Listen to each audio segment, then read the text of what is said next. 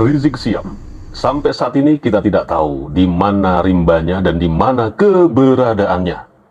Dan tidak penting juga kita menerka-nerka, kita menduga-duga saudara Rizik Sihab itu ada di mana. Karena ya tidak penting. Nah, ada 8 kasus pidana yang membelitnya. Membelit saudara Rizik Sihab ini. Dan apakah benar dari 8 kasus pidana ini, saudara Rizik Sihab akhirnya tidak berani lagi menampakkan diri di bumi Nusantara ini? Celing, senyap, hilang, leler, bablas yang ini muter. Sebelum pembahasan berikutnya, alangkah baiknya Anda coba simak VT berikut ini. VT ini termasuk, ya ini kayaknya saudara Rizik Sihab mau bermain-main dengan BNPT. Dan bahkan, ya diduga membuat ujaran pelecehan kepada institusi negara yang bernama Densus 88. Kenapa dilecehin dengan Salep 88? Coba Anda simak VT berikut ini. Mentang-mentang mereka didukung BNPT, iya. Mentang-mentang didukung sama Salep 88, iya. Dipikir kita takut ke Salep 88, ya.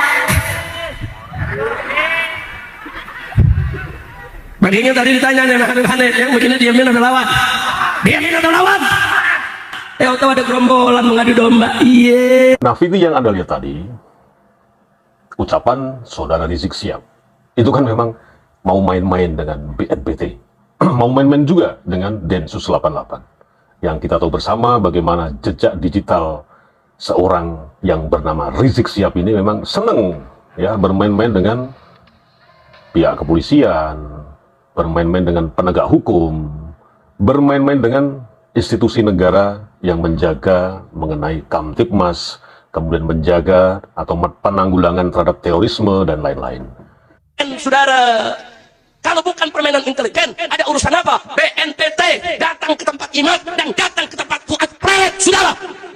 Ada apa BNPT ke sana kalau bukan mengadu domba kita? Saudara Rizik Sihab ini gemar sekali bermain-main, bermain api dengan institusi yang kita sebut tadi. Dan ada jejak digital 8 kasus yang membelitnya. Sehingga diduga saudara Rizik Sihab itu sekarang tidak berani menampakkan batang hidungnya, bahkan tidak berani ya nongol di sosial media. Yang kemarin kita sudah bahas bahwa channelnya yang biasa dia tampil itu, yang sudah kurang lebih ada 350.000 subscriber, dan saya lupa ya berapa video, itu tinggal 1 video. Semuanya dihapus dan ganti akun.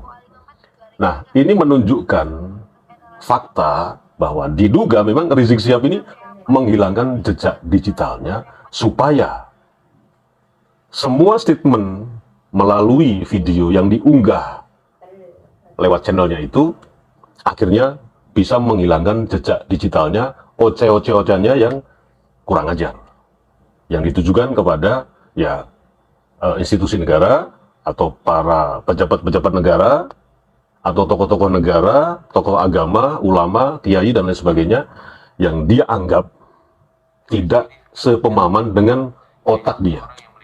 Oceh-ocehan dia itu sekarang sudah hampir di channelnya ya tidak ada. Nah, ini akan saya narasikan jejak digital sebuah kasus yang pernah membelit kasus pidana, membelit saudara Rizik Sihab. Dan yang terakhir VT yang dari tadi, mungkin saja itu VT yang terakhir yang oceh-ocehan si Yaman Begadul Raceto tuwek ngeklek ini, itu merupakan VT yang terakhir, sehingga dia dengan sengaja dari bumi Nusantara deleter, senyap, lenyap, muter. Anda simak ulasan mengenai 8 kasus pidana yang membelit saudara Rizik Sihab. Kita simak. Kasus pidana yang membelit Rizik Sihab. Yang pertama, kasus dugaan pencemaran nama baik Soekarno yang dilaporkan Sukmawati Soekarno Putri terhadap Rizik Sihab. Kasus singkat, pelapor Sukmawati Soekarno Putri, Presiden Soekarno. Terlapor, Rizik Syihab. Tindakan, laporan ke Bareskrim Polri pada 27 Oktober 2016. Alasan, tuduhan pencemaran nama baik Soekarno dalam ceramah Rizik Syihab di lapangan Gasibu Bandung tahun 2011. Pasal yang dilanggar, Pasal 320 KUHP tentang pencemaran nama baik orang yang sudah meninggal. Perkembangan kasus dilimpahkan ke Polda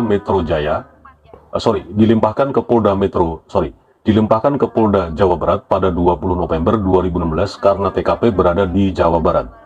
Intinya, Sukmawati merasa bahwa ucapan Rizik Syihab dalam ceramah di Bandung pada tahun 2011 mencemarkan nama baik ayahnya, Presiden Soekarno. Oleh karena itu, beliau melaporkan kasus tersebut ke pihak yang berwajib. Sumber, bbc.com. Kedua, kasus dugaan penodaan Pancasila yang dilaporkan Sukmawati Soekarno Putri terhadap Rizik Syihab. Kasus singkat, pelapor Sukmawati Soekarno Putri, terlapor Rizik Syihab. Tindakan, laporan ke Bareskrim Polri terkait dugaan penodaan Pancasila dan pencemaran nama baik Soekarno. Alasan, diduga ada pernyataan dalam ceramah Rizik Syihab yang menghina Pancasila dan Soekarno. Pasal yang dilanggar, Pasal 15.4a KUHP, Pasal 320 KUHP, dan Pasal 57A Junto, Pasal 68 Undang-Undang Nomor 24 Tahun 2009. Perkembangan kasus dilimpahkan ke Polda Metro Jaya. Rizik Syihab ditetapkan sebagai tersangka pada 30 Januari 2017. Berkas perkara dilimpahkan ke Kejati Jawa Barat pada 2 Mei 2017. Kejati Jawa Barat masih meneliti berkas perkara dan akan memberikan keputusan pada 3 Mei 2017. Intinya, Sukmawati merasa bahwa ucapan Rizik Syihab dalam ceramahnya menghina Pancasila dan ayahnya, Soekarno. Kasus ini terus berproses dan saat ini sedang dalam tahapan penelitian berkas oleh Kejaksaan Tinggi Jawa Barat. Sumber yang sama, bbc.com. Ketiga, kasus Sampurasun yang melibatkan Rizik Syihab. Kasus singkat, pelapor Aliansi Masyarakat Sunda menggugat dan 15 organisasi lainnya. Terlapor Rizik Syihab. Tindakan, laporan ke Polda Jawa Barat pada 24 November 2015. Alasan, tuduhan menghina dan melecehkan budaya Sunda dengan memplesetkan salam Sampurasun menjadi Campuracun saat berceramah di Purwakarta pada 13 November 2015. Pasal yang dilanggar diduga melanggar Undang-Undang IT Nomor 11 Tahun 2008. Perkembangan kasus sempat terhenti lebih dari setahun. Polda Jawa Barat kembali menangani kasus atas desakan pelapor. Saat ini masih dalam tahap penyelidikan. Polisi masih mencari bukti-bukti untuk mendukung tuduhan. Intinya, kasus ini bermula dari pernyataan Rizik Syihab yang dianggap menghina budaya Sunda. Meskipun telah dilaporkan, proses hukumnya berjalan lambat karena polisi masih mengumpulkan bukti-bukti yang cukup. Sumber yang sama, bbc.com. Yang keempat, kasus dugaan penodaan agama yang dilaporkan terhadap Rizik Syihab. Kasus singkat, pelapor Perhimpunan Mahasiswa Katolik Republik Indonesia, PMKRI. Terlapor Rizik Syihab. Tindakan, laporan ke Polda Metro Jaya pada 26 Desember 2016. Alasan, tuduhan penodaan agama dalam ceramah di Pondok Kelapa yang dianggap menyinggung keyakinan umat Kristiani. Pasal yang dilanggar, Pasal 156 dan 156A KUHP tentang penodaan agama. Perkembangan kasus, laporan terdaftar dengan nomor LP-Romawi 12-2016-PMJ-Ditreskrimsus. PMKRI belum meminta informasi mengenai peningkatan status perkara dari penyelidikan ke penyidikan. Intinya, PMKRI melaporkan Rizik Syihab karena dianggap telah mengeluarkan pernyataan yang menghina agama Kristen dalam sebuah ceramah. Kasus ini masih dalam tahap penyelidikan oleh pihak kepolisian. Kelima, kasus dugaan penyebaran konten pornografi yang dilaporkan terhadap Rizik Syihab. Kasus singkat, pelapor Aliansi Mahasiswa Anti Pornografi. Terlapor Rizik Syihab. Tindakan, laporan ke Polda Metro Jaya pada 30 Januari 2017. Alasan, dugaan penyebaran konten pornografi berupa percakapan seks dengan Firza Hussein. Pasal yang dilanggar, pasal 4 ayat 1 junto pasal 29 dan garing atau pasal 32 Undang-Undang Pornografi serta pasal 27 ayat 1 junto pasal 45 ayat 1 Undang-Undang IT. Perkembangan kasus, Rizik dipanggil untuk diperiksa namun tidak hadir 2 kali. Polisi mengeluarkan surat perintah membawa untuk mencari Rizik Syihab. Intinya, kasus ini bermula dari laporan masyarakat yang merasa bahwa ada konten pornografi yang melibatkan Rizik Syihab. Meskipun telah dipanggil, Rizik Syihab tidak memenuhi panggilan kepolisian, sehingga polisi memutuskan untuk mengeluarkan surat perintah membawa. Keenam, kasus dugaan pelanggaran Undang-Undang IT terkait pernyataan Rizik Syihab tentang logo Palu Arit dalam uang baru. Kasus singkat, pelapor Jaringan Anti Intelektual Muda atau JIMEF dan Solidaritas Merah Putih Solmed. Terlapor Rizik Syihab. Tindakan laporan ke Polda Metro Jaya pada 8 Januari 2017. Alasan dugaan pelanggaran Undang-Undang IT terkait pernyataan logo Palu Arit dalam uang baru yang diunggah di YouTube EPI TV. Pasal yang dilanggar Pasal 28 ayat 2 dan Pasal 28 ayat 1 junto serta Pasal 45 ayat 2 Undang-Undang IT. Perkembangan kasus. Kasus naik ke tingkat penyidikan pada 22 Januari 2017. Ketujuh, kasus dugaan penyebaran kebencian yang dilaporkan terhadap Rizik Syihab. Kasus singkat, pelapor Student Peace Institute dan Rumah Pelita Forum Mahasiswa Pemuda Lintas Agama. Terlapor Rizik Syihab. Tindakan laporan ke pihak kepolisian, lokasi tidak disebutkan secara spesifik dalam pertanyaan ini. Alasan, tuduhan penyebaran ujaran kebencian yang mengandung unsur sara, suku, agama, ras, dan antar golongan. Pasal yang dilanggar, Pasal 156 KUHP dan Pasal 28 ayat 2 junto Pasal 45 ayat 2 Undang-Undang IT. Intinya, kedua lembaga tersebut melaporkan Rizik Syihab karena menganggap pernyataan atau tindakannya telah memicu permusuhan dan kebencian antar kelompok masyarakat berdasarkan perbedaan suku, agama, ras, atau golongan. Di awal video ini saya menyebut bahwa ada 8 kasus pidana yang membelit saudara Rizik Syihab. Tapi dari VT yang Anda lihat barusan, saya hanya menyebut 7 kasus pidana yang membelit saudara Rizik Syihab. Kasus pidana jejak digital beberapa tahun yang lalu. Nah kemudian yang 8-nya mana? Keburu dia kabur. Oke, jadi itu tadi 7 kasus pidana yang membelit saudara Rizik Syihab. Nah dari jejak digitalnya tadi, kalau kita bisa mentelaah atau mencerna, memang akhirnya publik, netizen, atau para pemirsa semua, itu ada kesimpulan bahwa memang saudara Rizik Syihab ini gemar sekali, oceh-ocehan, bermain-main api dengan orang-orang yang memang dianggap tidak sepemahaman dengan otaknya si Rizik Syihab ini. Dan si Rizik Syihab ini belakangan memang sudah kelihatan stres, kelihatan pusing, maut raka rukaruan dasi, karena ya kita tahu bersama lah bagaimana dia ini membela mati-matian nasabnya, tapi gagal. Kemarin juga Anda pasti juga sudah lihat, Rizik Syihab mencoba memprovokasi jamaahnya atau pengikutnya untuk ngasah golok, bawa badik, serang, menyerang, dan lain sebagainya. Tapi ya gagal lagi, makanya kabur. Teling. Indah tidak? Tahu-tahu ada gerombolan mengadu domba. Iye. Imad bin Sarman. Tapi dia posting, dia bilang saya bukan Imad bin Sarman, tapi ayah saya bernama Sarmana. Tapi dia nulisnya Imad bin Utsman.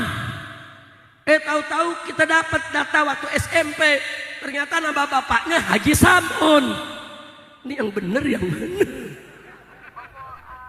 Nggak jelas kok nasab dia nggak jelas. Mau ngerecokin nasab Ba'alwi. Iya, lu urus nasab lu. Kira-kira jelas tidak? Jelas tidak? Yang benar yang mana tuh? Bin Sarman. Bin Sarmana. Saudara. Apa bin Utsman? Bin apa? Saudara. Apa kemudian yang terakhir bin Sam'un bin apa? Bin apa? Tapi gue gak mau peduli. Lu mau bin tikus kek. Bukan urusan gue. Saudara, dia mau kritik nasab silakan, pakai ilmu nasab. Dia mau kritik nasab silakan, perhatikan pendapat ulama-ulama terdahulu. Saudara, ini nasab Ba'alwi ini, Pak Bu ya, itu bukan hanya sabitun bisyuhra wal istifadah, bukan hanya ditetapkan dengan kemasyhuran, kepopuleran yang sudah turun-temurun di tengah umat.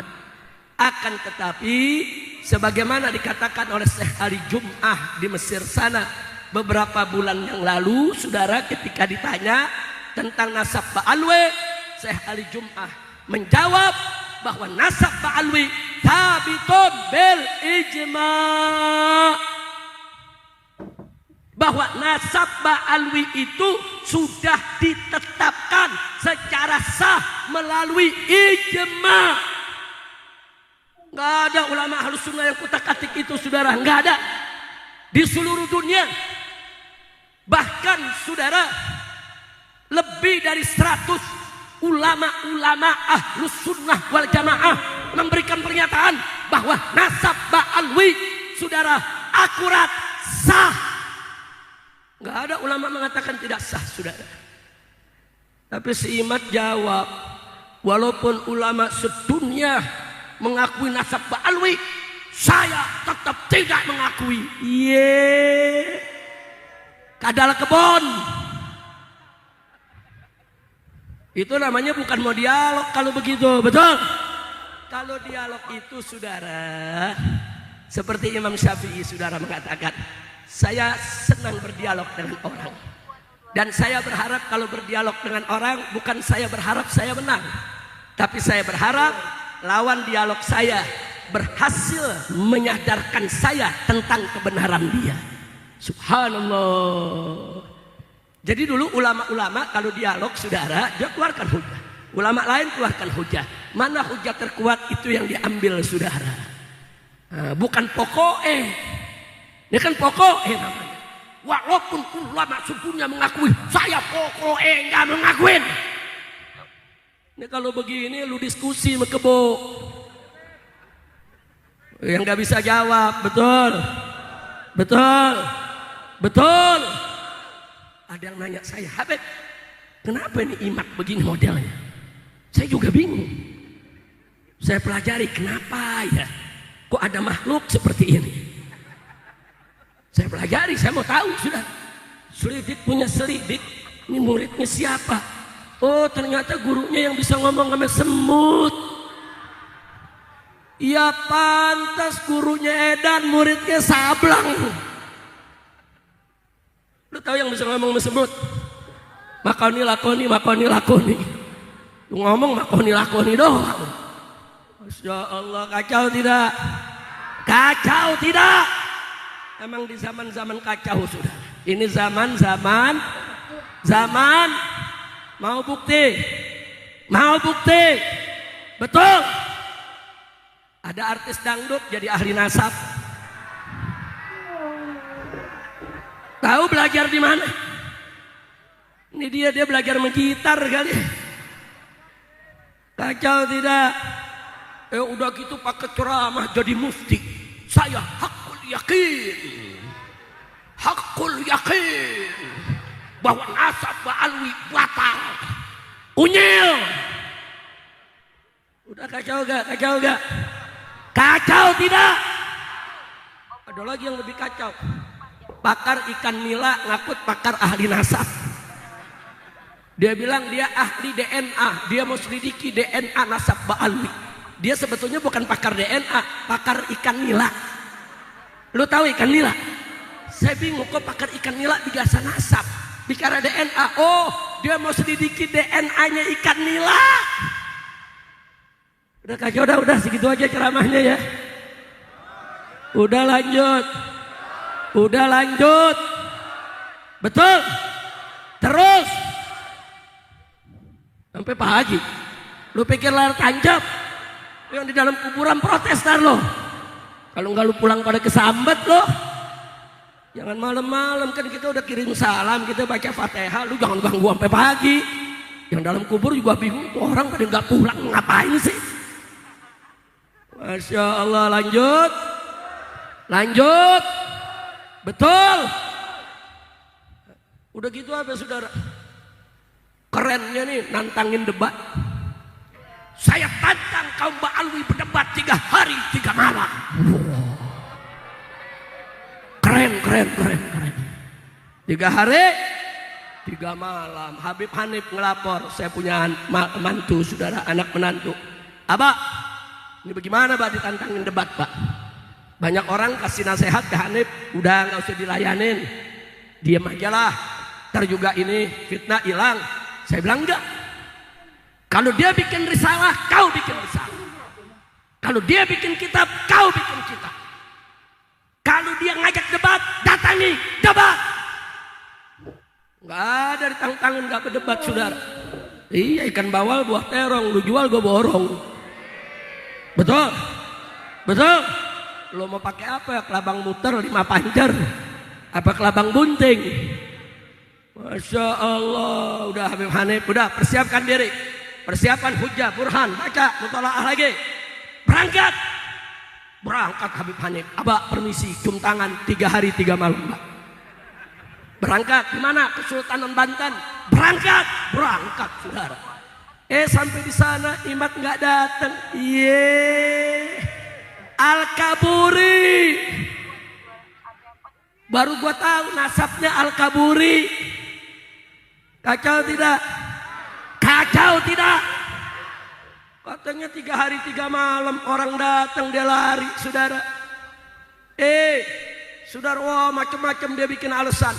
Akhirnya ada temennya namanya Kori. Namanya doang Kori.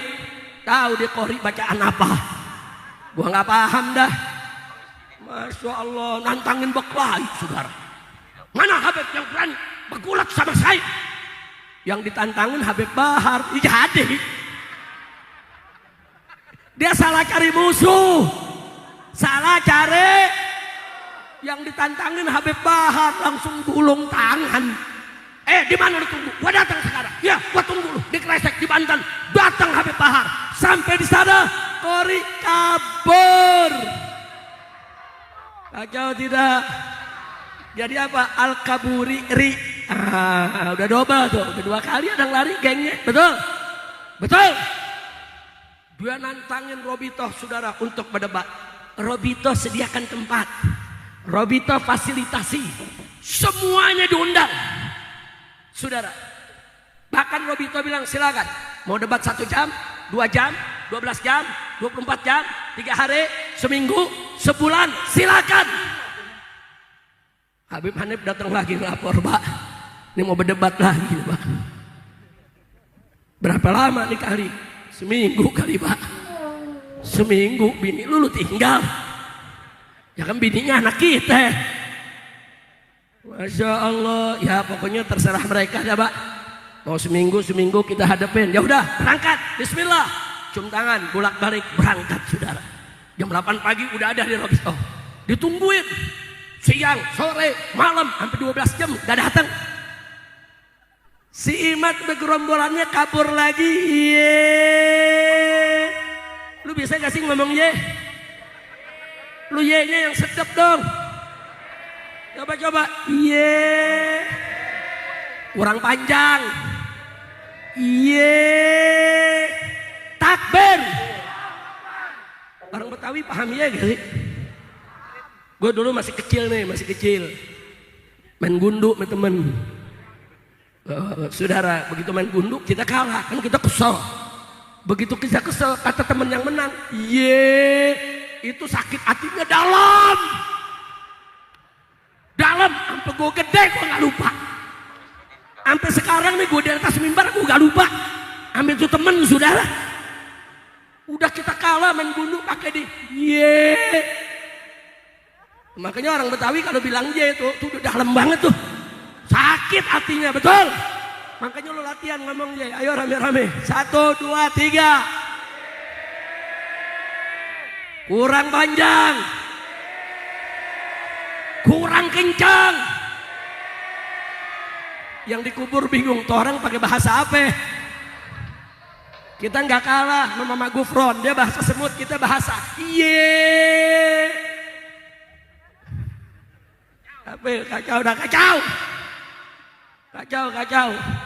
Hatiku risau karena urusan kacau balau, sehingga aku menjadi galau. Aduh, kacau tidak? Kacau tidak?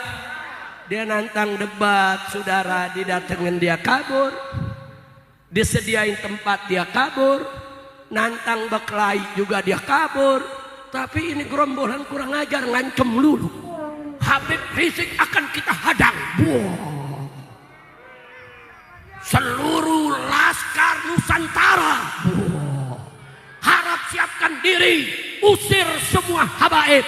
Usir semua orang Yaman. Usir semua Ba'alwi. Sweeping mereka.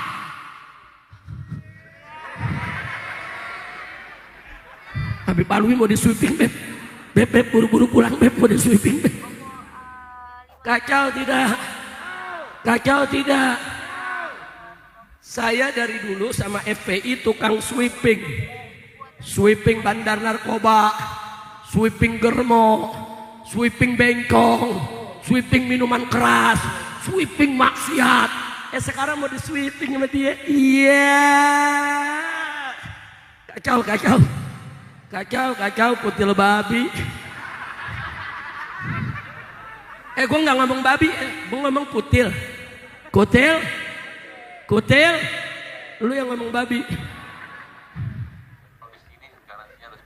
Saudara, enggak sampai di situ. Kami sudah siapkan pasukan berani mati untuk menghadang Habib Rizik di mana saja. Keren banget. Mentang-mentang mereka didukung oleh BNPT, iya. Mentang-mentang didukung sama Salep 88, iya. Dipikir kita takut sama Salep 88, ya.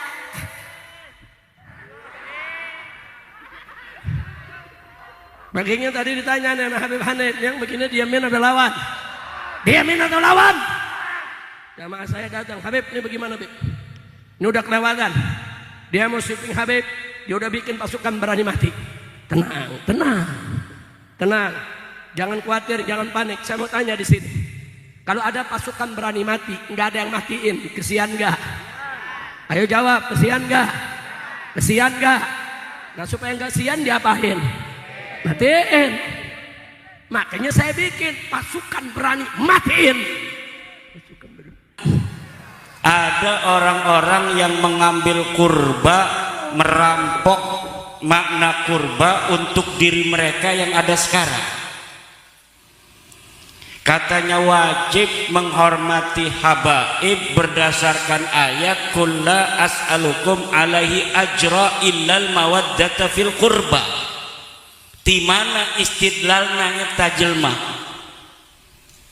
Dari mana orang yang beristidlal dengan ayat kulla as'alukum alaihi ajra illal mawaddata fil qurba, kemudian al-qurbanya dibelokkan kepada habaib?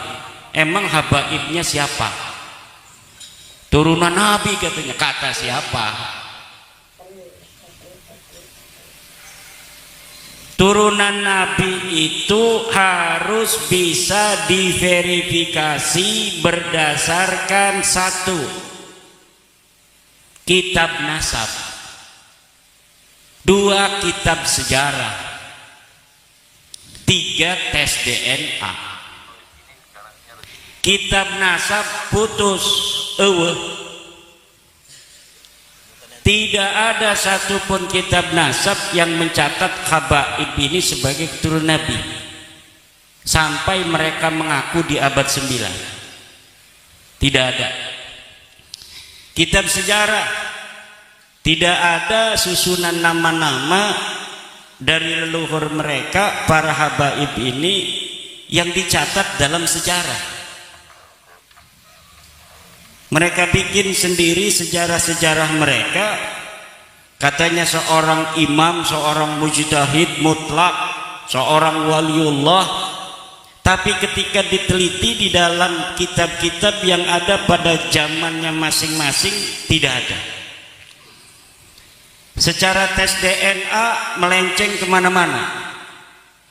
Tes DNA-nya keluarga Nabi yang ada sekarang keturunan J1, dia tes DNA-nya G, golf, gatel. Lalu mereka mengaku turunan Nabi berdasarkan apa? Orang mengaku ya boleh-boleh saja, tapi pengakuan itu harus ilmiah. Ilmiah dalam filsafat itu mempunyai syarat. Pertama, dia harus logis, verifikatif, pragmatif. Ini nasabnya para habaib tidak logis. Kenapa tidak logis? Karena dia mengaku di abad ke-9 tentang orang-orang yang ada di abad ke-4 Hijriah, sementara di abad 4 Hijriahnya sudah ditulis nama-nama keluarga Nabi, nama-nama keturunannya. Katanya mereka keturunan Ahmad bin Isa dari anaknya yang bernama Ubaid. Sementara di kitab nasab yang ada di abad 4, anaknya Ahmad bin Isa tidak ada yang namanya Ubaid. Anaknya Ahmad bin Isa hanya 3, namanya Muhammad, Ali, dan Husain. Lalu berdasar apa mereka mengaku turun Rasulullah dari Ahmad bin Isa?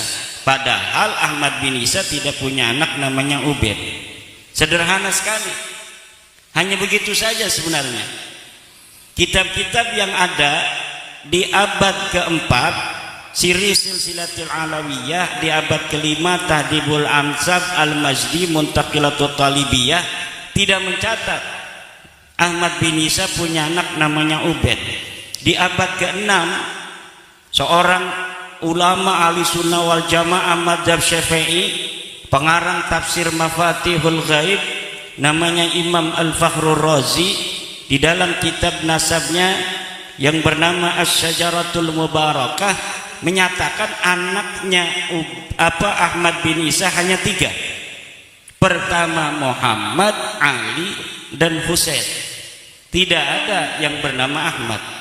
Begitu pula kitab-kitab nasab yang ada di abad ke-7, Al-Fakhri, Al-Asili. Di abad ke-8 ada kitab As-Sabatul Musal. Ini semuanya kitab nasab. Yang saya sebutkan ini kitab nasab. Di abad ke-9 ada Umdatul Talib Al-Kubra, Umdatul Talib Al-Wusta, Umdatul Talib Al-Sugra.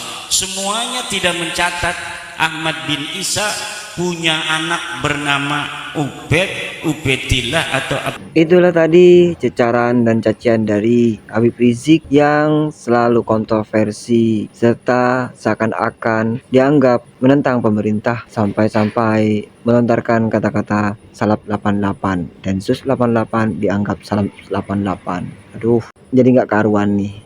Namun sampai saat ini Habib Rizik tidak tahu rimbanya kemana. Setelah keluar-keluar di medsos dan di Indonesia, Habib Rizik malah berangkat ke luar negeri dengan alasan umroh. Bagaimana menurut pendapat teman-teman semua? Silahkan lanjut di kolom komentar. Terima kasih selalu support Arman Al-Fatih. Kita jumpa lagi di video selanjutnya. Assalamualaikum warahmatullahi wabarakatuh.